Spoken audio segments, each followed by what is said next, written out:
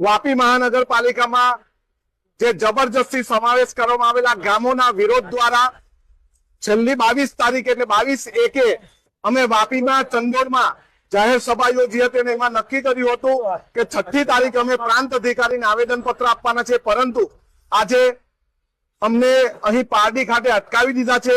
અને પ્રાંત અધિકારીની કચેરી સુધી જવા દેવામાં આવ્યા નથી। એટલે અમે પોલીસ કર્મચારીને કીધું છે જ્યાં સુધી તમે આનો નિવારો ન લાવો ત્યાં સુધી અમે અહીં બેસવાના છે।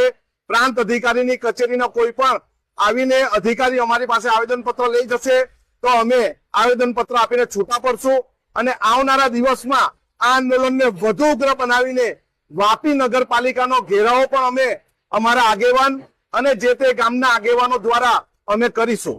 ગામોને સમાવેશ કરવામાં આવે એમની પાસે પૂર્વ મંજૂરી લીધી નથી, એમને પેસા એક્ટ 1996-2017 મુજબ એમની પાસે ગ્રામ સભાની પૂર્વ મંજૂરી લીધી નથી અને કરવેરા વધવાના તેમજ વાપીના નોટિફાઈડ એરિયાને સાથે લીધો નથી, વાપીની નજીકના ગામોને સાથે લીધા નથી, પરંતુ વાપીથી 12 કિલોમીટર દૂરના ગામોને જબરજસ્તી સમાવેશ કર્યો છે। એનો વિરોધ છે અને એના વિરોધ માટે અમે આ બીજું આંદોલન કરી રહ્યા છીએ। વાપી મહાનગરપાલિકામાં જે જબરજસ્ત